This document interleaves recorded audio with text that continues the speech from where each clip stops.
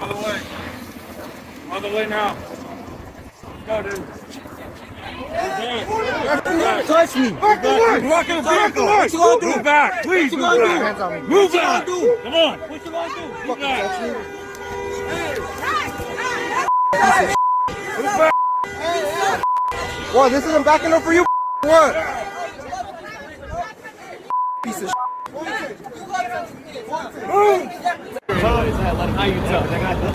Oh, this is my favorite part. Step back. Step back. I'm on a public school. He's not doing anything. You're saying that. Whoa! Whoa! He's not doing anything. He's not doing anything. No, he's not. He's not doing anything. I need you to stand over there. No, he's not. I'm gonna stand right here. He's No, not you're doing. gonna stand where I'm I gonna tell stand you to right stand. here. I'm gonna Or else stand you're right next. here. I'm gonna stand right here. Stand right there. Don't move, please. Okay? He's not doing anything. He did something. Hey, look at me. On the public sidewalk.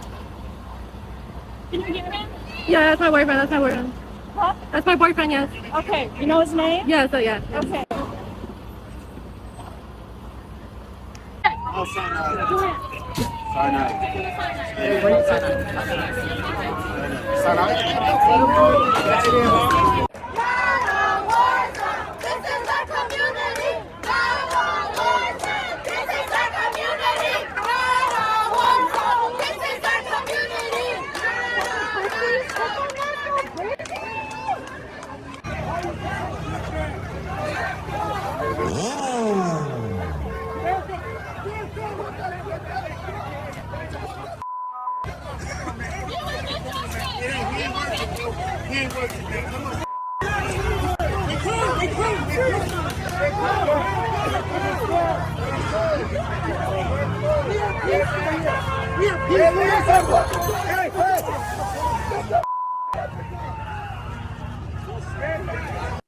Okay. It wasn't a friendly request that you could comply with if you chose to. It was an order. When law enforcement is enforcing public peace, dignity, and order, the commands need to be obeyed. And so what happened is he now has a criminal charge.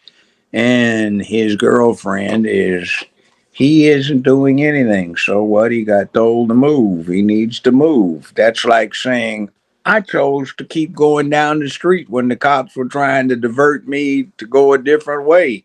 And I caused this big accident. And now it isn't my fault that somebody got killed from running into me.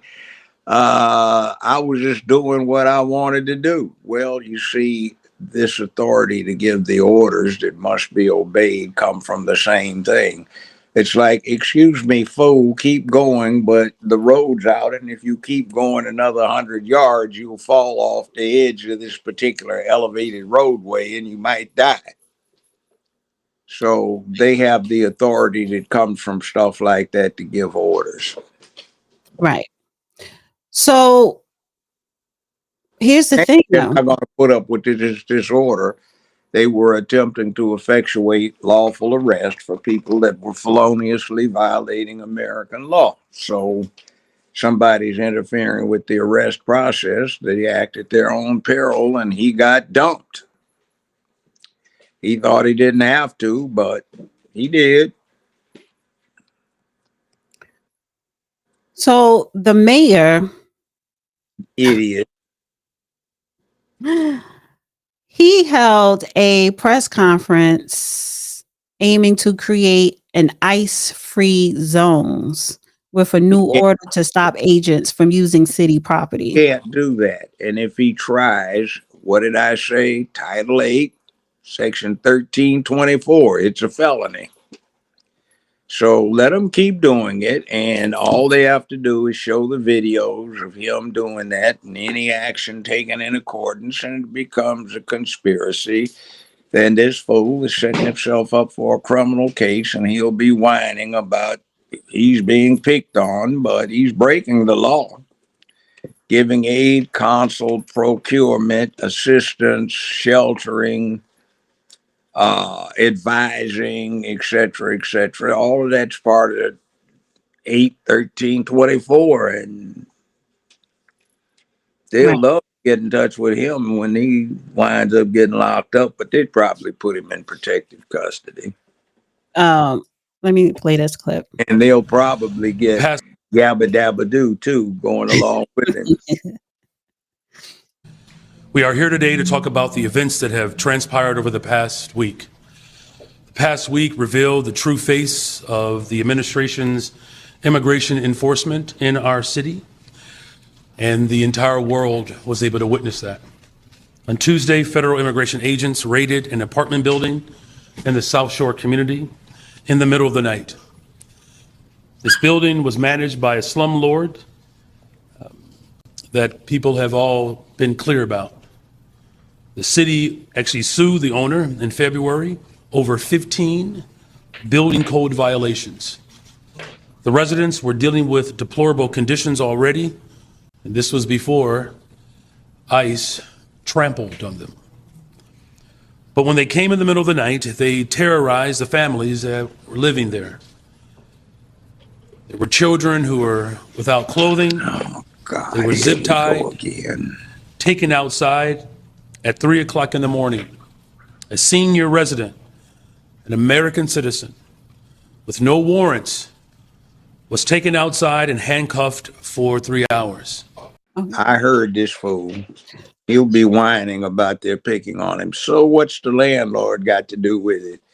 That's your job as the city to clean it up. What your job is, and this is different from just sitting in the National Guard, your job is to stay the hell out of the way of a federal agency attempting to carry out their responsibilities and duties.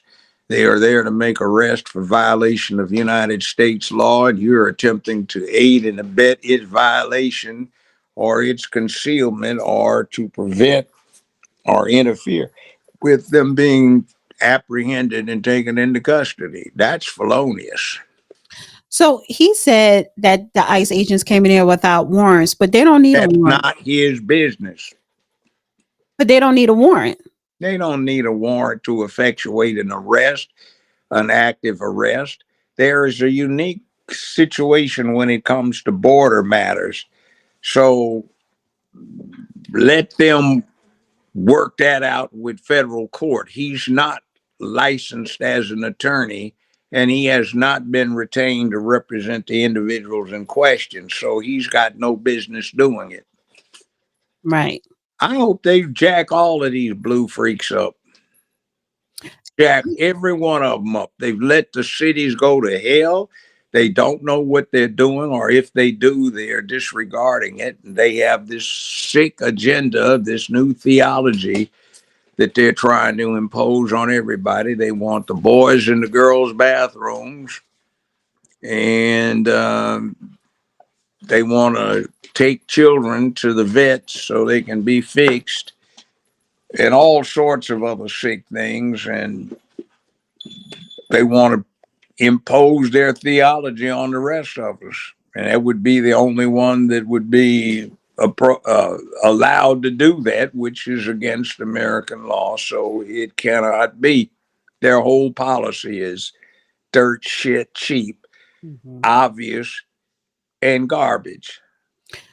Can these officials, city officials that are harboring illegal migrants because it's a sanctuary city, can they eventually be brought up on charges? I've been saying that. Chapter 8, Section 1324, United States Codes annotated.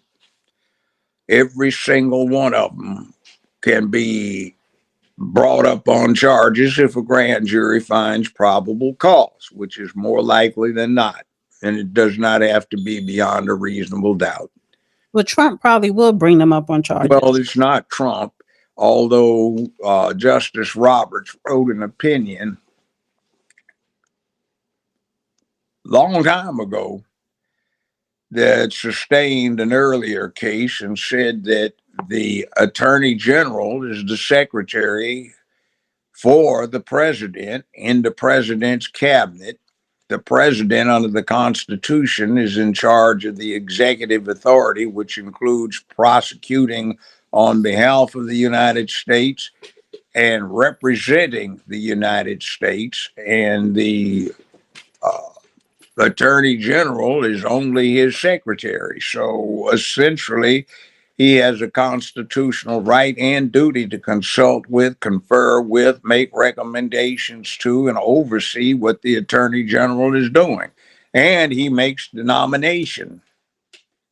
So there's nothing wrong with that. He can make recommendations, but generally what winds up happening is the Attorney General's office handles it. It's the same kind of thing as there is a Secretary of Defense. It used to be Secretary of War. It used to be the War Department, then the Defense Department, and now it is Department of War. But who is the commander in chief of the military and naval forces of the United States? It's the president. So he's the man at the top of the military structure. And the Attorney General of the United States has the same relationship to the president as the Secretary of Defense or Secretary of War has to him. He's subordinate. The president is his boss. Generally, as a matter of policy, the president stays uninvolved, but he doesn't have to. Right. I'm going to play this clip. This is him actually saying, I guess he wants ICE out of the city. That's not his business. Today, we are signing an executive order aimed at reining in this out-of-control administration. The order establishes ICE-free zones. That means that city property and unwilling private businesses will no longer serve as staging grounds for these raids.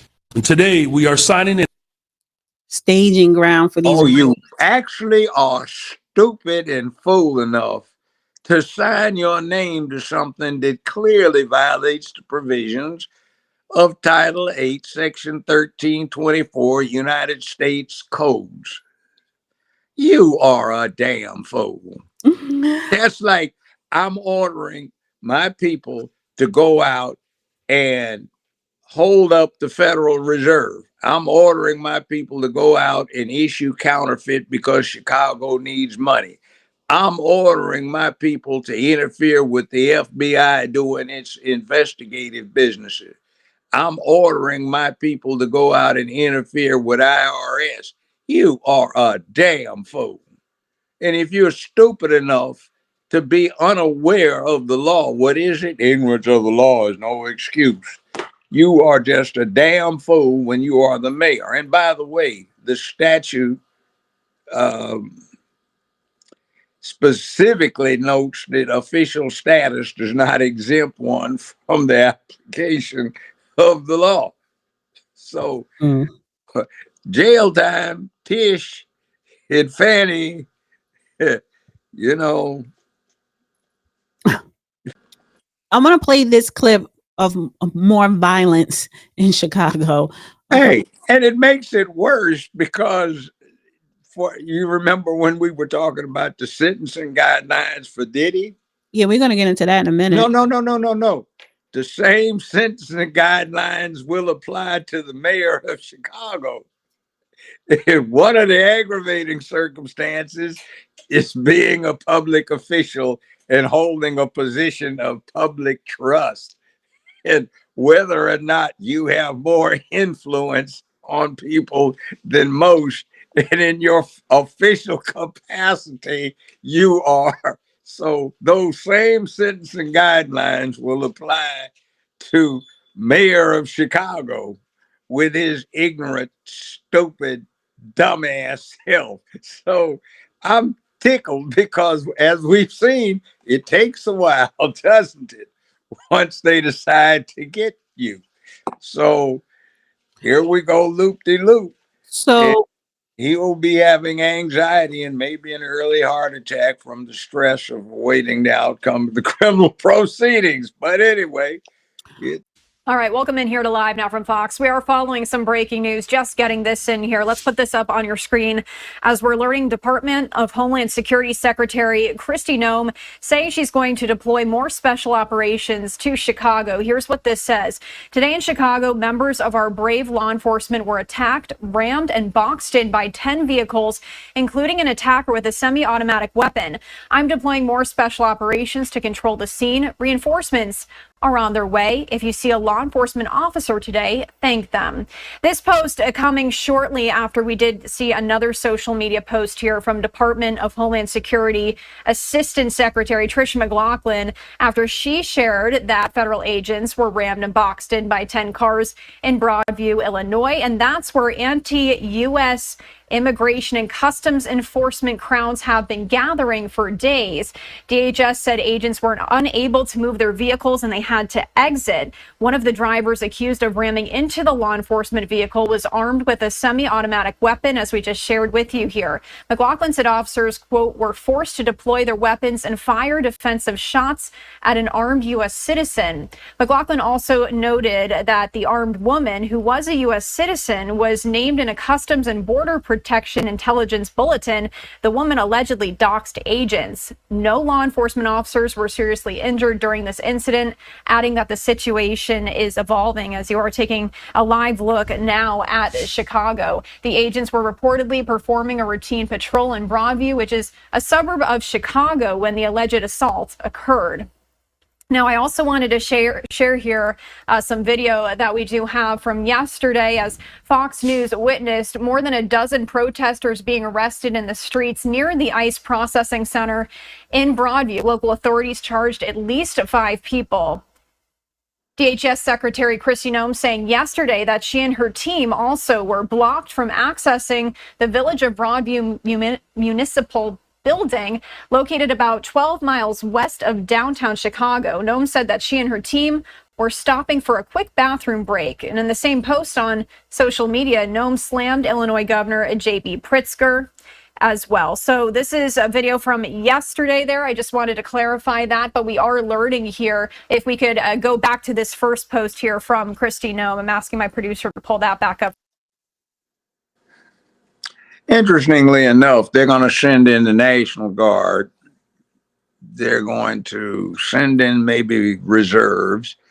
They'll put in the FBI, and it will get real nasty. The U.S. Marshals will come out, and they will show you what Wyatt Earp was about, who was a U.S. Marshal. So it ought to be entertaining, better than some of the stuff they have on TV as series franchises. So, but here's the thing right here, right? So that woman, you know, I had that picture. I got to pull it up. But Chicago police were ordered to not assist ICE when they called for help while surrounded by dangerous and violent rioters. And this is the audio. All right, and 999 just to confirm, at 39th Place in Kent, they were saying that they were being surrounded by that large crowd, and they were requesting the police were not sending. I'm waving off all the cars heading to 39th Place in Kedzie. Again, those are the orders we're being given. Okay, 10-4. And again, for all the units that we called to go over that way, 39th Place in Kedzie, if you could just hold off 911, 913, 923, 924. 933, 934, just disregard that, 39th Place in Kedzie. All right, and 990. you know what? That's so stupid. The next time a local cop agency in the Chicago area wants a ballistics test done by a federal agency, a fingerprint analysis done by a federal agency, assistance, and we haven't even gotten to the amount of federal funds that go to subsidize local county and state police agencies. We haven't even gone there. And since it involves ICE and they're doing what they're doing, we have 8/13/24, Chapter 8, Section 1324, or Title 8, Section 1324. Some people are going to do some time. Oh, I got a feeling somebody's trying to get some time. The FBI just arrested 2 individuals who are allegedly driving these vehicles and attacking our federal law enforcement officers. They have been charged for assaulting federal officers with a deadly or dangerous weapon. Attack our law enforcement, and this FBI will find you and bring you to justice. Oh, yeah, they're getting good at it. By the way, interestingly enough, in the Memphis area, since the National Guard is here, and some of them have been sworn in as deputy U.S. Marshals as well, and some are in plain clothes. Since they've been here, which is just a few days, as of Sunday morning, yesterday, they've made 273 arrests for warrants that were outstanding. A kidnapping victim has been found. And I think 73 illegal weapons have been seized. And that was just as of morning yesterday. So no telling what they've done. All these people that seem to have been able to escape local law enforcement, people in Memphis are applauding them and showing their appreciation in spite of what news media may be saying about it. I've been out looking myself, and I will say I have not seen the streets this calm and quiet in Memphis in about 35 years, maybe 40. So it seems to be working. One thing I do object to, Bondi talking about, they had a semi-automatic weapon. Well, I've had them personally for the last 60 years, and they've been used in America and in the hunting fields for the last 120 some years. So it ain't nothing new. That's like saying there are guns. Well, before that, there was swords and spears. And then, somewhere way back in the 13th century, 14th century, somebody brought gunpowder from China, and they've had firearms for the last 800 years, 800 years. So that'd be like, okay, now it's 120 of that 800. They've had semi-auto weapons. So big deal. That's what you're likely to find. Nobody's likely to be having a front stuff flintlock. Or a cap and ball Colt from the Civil War. So, semi-auto.